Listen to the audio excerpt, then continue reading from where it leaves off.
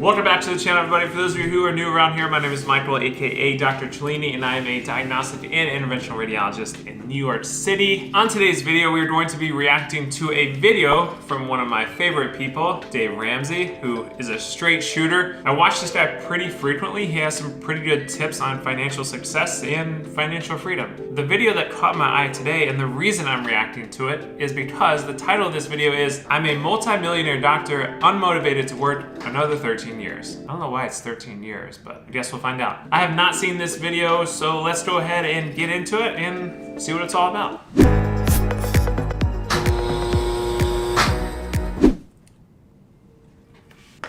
All right, let's go. Good afternoon, Dave. Thank you for taking my call. Sure, what's up? I'm 47 years old, and I need help finding motivation to work for another 13 years until I'm 60 years old. I have about $2.1 million in various 401ks, and I have no debt. My 3 houses are paid off, and I've paid off my medical school loans. I mean, this is impressive. This is very impressive, especially for a doctor, because there's a lot of doctors out there who, due to their salary increase, they just overspend and match their increased salary. And that's exactly what you're not supposed to do. And it sounds like this woman did everything right. And about $1.6 million in stocks and bonds, and a $20K savings emergency fund in my bank. As I said, I'm 47 years old. I've never married, no kids. I support my parents who are in their 80s. I make about $200K a year as a doctor. And that's actually on the low end of a doctor. So she's probably a pediatrician or family medicine or internal medicine doctor. I met with a financial advisor last year, and she said I could stop working and have enough money to support myself. What do you like about your work? What do you not like about it? Ooh, I'm curious to see the answer to this. She's pretty much financially set up for retirement. It's very strange to me that she wouldn't want to just work another 13 years. I bet it's burnout. And I haven't seen this video, but she's probably just burnt out. What do I not like? Well, work is overwhelming these days in the setting of COVID.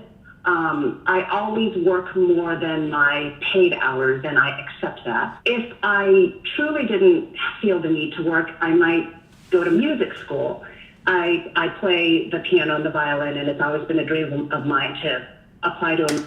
All right, so we're missing something here. There's something she hates about work, because obviously she loves taking care of patients. That's what we all love to do as doctors. That's why we do what we do. Working during COVID as a physician, the PTSD has been real. A lot of physicians have talked about it. I saw a really good article from a physician, I believe at Harvard, who posted about PTSD from COVID and how it's affected her working going forward. It's been quite a stressful year for every doctor, but I'm curious to see something we're missing here. But there's some sort of guilt or shame that you have when you allow yourself to envision not being a doctor, because you do love taking care of patients, but you've got this other side of you that you want to explore. Is there some? This is what I've talked about in my prior videos. It's almost like physicians as a whole feel guilty for doing something else other than their life's work of taking care of patients. The thing I've stressed on this channel, I've even spoken about it on a few videos recently, is that you have to take time for yourself and do other things outside of medicine. Explore other fun hobbies and whatnot. You have to take your mind off of it. Yes, this is your life's work, but at the end of the day, you have to enjoy your life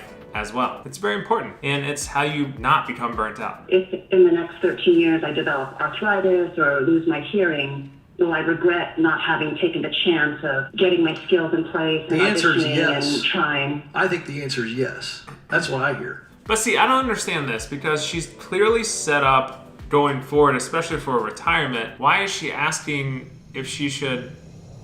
Well, I don't understand. Why doesn't she just do music on the side and also be a doctor? I mean, I have a full-time YouTube career and also working 80 plus hours a week in fellowship right now. In my job going forward, I'll have at least twice as much time, maybe like 4 times as much free time to do other things. So I don't understand why she can't just do music on the side. It's really odd. Something we're missing here. I wouldn't call it guilt or shame, but What would you call it? lost opportunity. Yeah. All right. There's a high chance I will regret it. I mean, there are other outlets for music. It's just that our local orchestras and string quartets aren't meeting currently. All right, let me ask you this really quick. Let me ask you this. What kind of a doctor are you? General practice? Is a specific type of medicine you do? I'm an OB/GYN. I deliver babies. I almost said OBGYN, but that's a low salary. Oh, it's because it's California. For as high as it costs to live there, their salaries just do not match it. It's very similar to New York City, actually. The salaries in New York City, most of them are academic. The salaries just do not match the cost of living here. You can go outside in like the Southeast or Midwest and make easily twice as much as you would in New York City, but New York City cost of living is crazy, and so is California and San Jose. I think you're in a position professionally and financially where you could draw back a little bit and do Cut your some of practice this. in half I agree with that. and pursue the and music. get the best of both worlds. She probably has patients that she's seen for decades if she's been in practice that long, and you feel bad leaving that practice because then all of a sudden those patients have to go find a new doctor and they've already connected with her, and you feel bad making them leave and go do something. But at the same time, you have to take care of yourself. So I don't know why she doesn't just go part-time. She clearly doesn't need the money because she's financially set. Go part-time, enjoy your time, pursue music, and do something you like. Your financial advisor's right. You could quit your job and you can figure out a way to live on $3.7 million. I think you struggle through here. The only reason I wouldn't quit completely is I also think you'll regret that because I think you get a level of joy out of this. The interesting thing is she has $3.7 million in retirement. So there's a rule, the 4% rule. You can continue to withdraw 4% of your retirement account per year, and it won't affect that principal balance. So she could essentially live off 4% of 3.7 million, which is what? I don't even know. Let me see. Which is $148,000 a year roughly. She makes $200,000 a year now. She could pull 4% of her retirement every single year for the rest of her life at $148,000 a year and never have a problem. So I don't really understand this. It's almost like it's kind of braggadocious. It's weird. This is a weird call. I used to make over $300K, which was my base pay, and I have given up operating, which is doing surgery on women.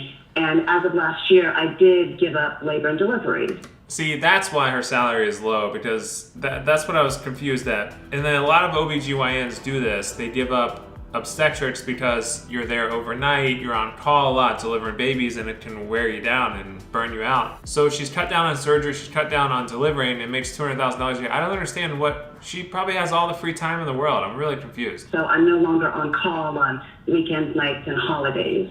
So I went from full-time, which is in doctor's world, 80 to 90 hours per week, to part-time, which is about 50 to 60 hours per week. And I would parse it out in some way to where you cut back to, I don't know, whatever you want to call it, 30 hours or whatever. I would keep my toe in that water, though. I don't think I would walk away cold. So obviously I didn't watch that video before, but that's a little strange. She was almost like asking for permission to go even further part-time or work less so that she could take care of her parents and enjoy hobbies.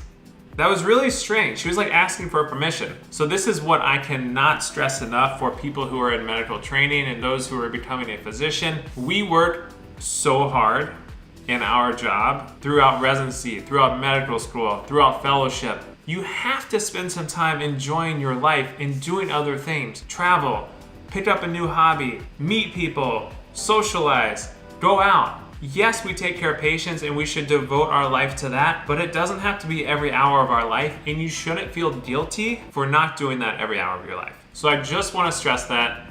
Enjoy your life too, because at the end of the day, you have to take care of yourself before you can take care of other people. On that note, make sure you smash the like, subscribe button, follow me on Instagram and TikTok if you don't already, and I'll see you all on the next video.